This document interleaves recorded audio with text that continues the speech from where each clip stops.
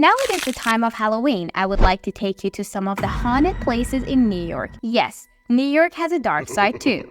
When it comes to abandoned places, most of us think of ghosts, evil spirits, exorcism and all, which we are probably right. Today, we're going to some of the spookiest places in New York, and you will feel eerie since I'm giving this video some very pleasing sound effects. Haha. Happy Halloween, Halloween, Halloween, happy Halloween, Silver Shamrock.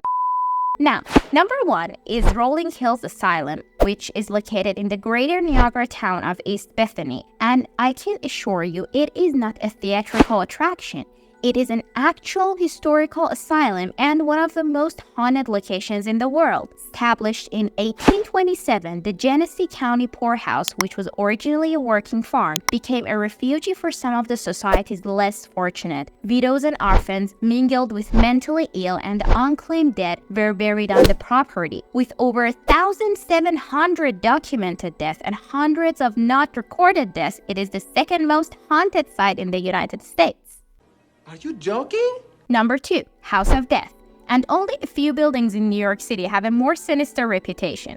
Located near Washington Square Park in Greenwich Village, it has become widely known as the most haunted building in New York. The house seemed to have started earning its reputation gradually after the Borman family stopped living there. The first recorded incident of bad luck?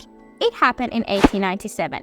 During the residency of the cycling celebrity Fred H. Andrew, as described in the New York Times of August 9, 1897, Andrew had a moment of reckless bicycle riding that caused him to hit an 8-year-old boy. The boy suffered a broken leg and Andrew was subsequently arrested. Also, author Mark Twain lived in the building for a year and his ghost, clad in his signature white suit and coolly smoking a cigar, has been spotted roaming around the house. In fact, a plaque outside the building states, "In this house once lived Mark Twain." If I was there, I would say, so what? Exactly. Anyways, famous actress, psychic, and writer Bartel moved into the apartment some years later. She reported almost immediately that a monstrous moving shadow would often follow her around the house. One time, she writes that she had seen a ghostly figure of a man standing in a hall. Bravely, she reached out and tried to touch whatever she was saying. She felt something, but nothing like she had ever felt before. Bartley died shortly after, in what one might consider mysterious circumstances. But it only happened after completing the manuscript, which was about her paranormal experiences of living in the building. She was a sufferer of depressive episodes, and also there were rumors of suicidal attempts. Her death led credence to the legend of the House of Death and its curse. The building was also the site of tragic murder of the 6-year-old Lisa Steinberg by her father. But these things do exist. They are real. Number 3 and the last one is the Kreischer House. A creepy Queen Anne Victorian-style mansion sits empty on the Staten Island. This haunted house contains 25 rooms and was built around 1885 by German immigrant and brick factory baron Balthasar Kreischer.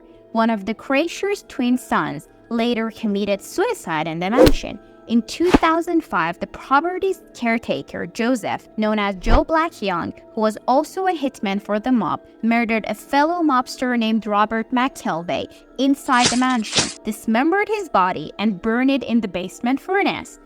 There are reports of strange voices and lights emanating from the house, along with sights of ghosts of both Kreischer as well as the former cook. But who knows? We love to pass some stories to the next generation, right?